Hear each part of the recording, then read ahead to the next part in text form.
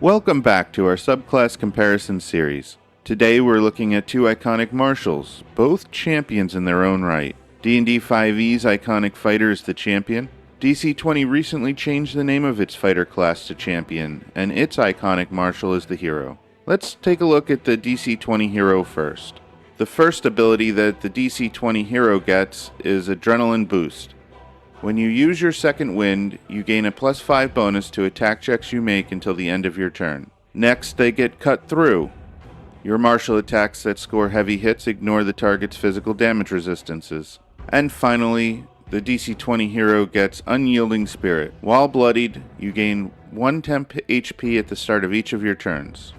Now let's see what the D&D 2024 champion gets. The champion gets Improved Critical. Your attack rolls with weapons and unarmed strikes can score a critical hit on a roll of 19 or 20 on the D20. They also gain Remarkable Athlete. Thanks to your athleticism, you have advantage on initiative rolls and strength athletics checks. In addition, immediately after you score a critical hit, you can move up to half your speed without provoking opportunity attacks. It's time to see how these two champions compare. As you can see on the table, both subclasses get an accuracy bonus. The hero is tied to the turn that they use their second wind, which is a once per encounter ability that also requires you to be bloodied. D&D's champion gives an expanded critical on 19 or 20. This is always active and therefore always good. For survivability, the hero gets 1 temp HP on each turn while they are bloodied. Essentially, this lets them take 1 damage for free each round that they are at half hit points or less. D&D does not grant a feature for survivability. As for strength and reflex, D&D gives their champion advantage on initiative and athletics checks. DC20 does not give bonuses to their hero in this category. In the category of damage, DC20's hero can ignore physical damage resistance on heavy hits. That might make you stop and say, don't heavy hits always bypass PDR? Well, yes they do, but PDR is physical damage reduction, not resistance. So while armor PDR is bypassed on heavy hits, monsters' DR, damage resistance, would not normally be bypassed. D&D does not increase your damage beyond the expanded critical. Finally, we come to mobility.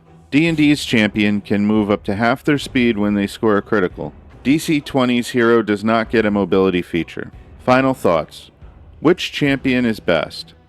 D&D's fighter champion or DC20's hero champion? D&D gives a lot of passive abilities that boost its fighter. Advantage on initiative and athletics is good. Extra movement when you crit is situationally useful. The expanded critical is very nice. DC20's hero abilities are situationally useful. Their adrenaline boost is a once per encounter ability and it's tied to another resource's use. Cut Through is good when it's needed, but it requires fighting enemies with physical damage resistance. Unyielding Spirit will keep you alive when you are bloodied, and it's probably the most relevant ability that they get overall. While I did not look at the chassis for these classes in this video, I do want to point out a few things before I give my conclusion.